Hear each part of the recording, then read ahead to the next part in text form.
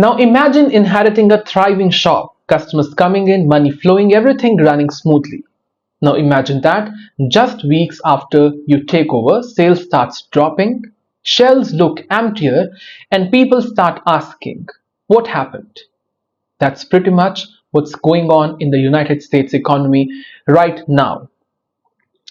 In a surprising turn, the American economy shrank by 0.3% in the first 3 months of 2025. That's a big deal.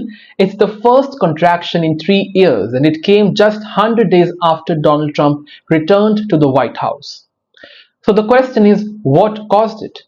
According to the US Commerce Department, the slowdown was driven by three key things. What are these three key things? Number one, a sharp increase in imports. Second, a dip in customer spending. And third, a noticeable drop in the government spending. Markets had actually expected slight growth, around 0.4%. So now this is a real shock. Now let's rewind a bit. When Trump took office in January, he inherited a fairly strong economy from Joe Biden, the former president of US. Despite inflation and high interest rates, the US had been growing steadily. That was a fine situation, but Trump quickly started rolling out his own strategies, including tariffs on imports from key trade partners, his own economics matrices. Businesses, unsure of what's coming next, started slowing down, shutting down. Wall Street reacted too, with markets turning volatile, a scene not seen since the early COVID-19 virus days. Yet it's all not bad news.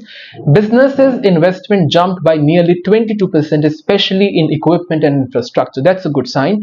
And a key measure of economic health, that is customer and private investment excluding government and exports actually grew at 3%, slightly better than last quarter. Still, the overall GDP, gross domestic product, fell. That is the bigger metrics. So who to blame? Trump, being classic Trump, says, not me, it's Biden. In a cabinet meeting, he said, and I quote, that's Biden, that's not Trump. On social media, he doubled down, saying the damage was already done before he took office. He said, and I quote again, this has nothing to do with tariffs. The boom will come. Be patient. He wants Americans to be patient.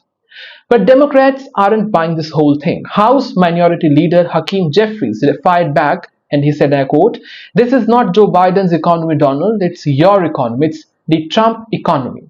This is what he said. Meanwhile, Trump's comments about Americans needing fewer toys or adjusting to higher prices didn't exactly inspire confidence in general public.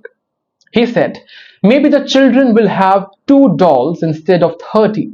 At the same time, the Senate narrowly blocked a resolution to cancel his tariffs, though some Republicans broke ranks and voted with Democrats against Trump. Senator Rand Paul warned that if the economy shrink again, more Republicans might start publicly opposing Trump's policies. So here is the big picture for you. Trump's tariffs heavily, America's first economic strategy, is already shaking markets and businesses. That is the bottom line. While he insists that the real impact of his policies hasn't kicked in yet, this early contraction of the economy raises serious question about what lies ahead in Trump's economy. Is this a temporary dip or a start of a new trend? For now, Trump is asking Americans to be quote-unquote patient. But with shelves thinning and markets wobbling, patience may be the one thing that the US economy can't afford to lose.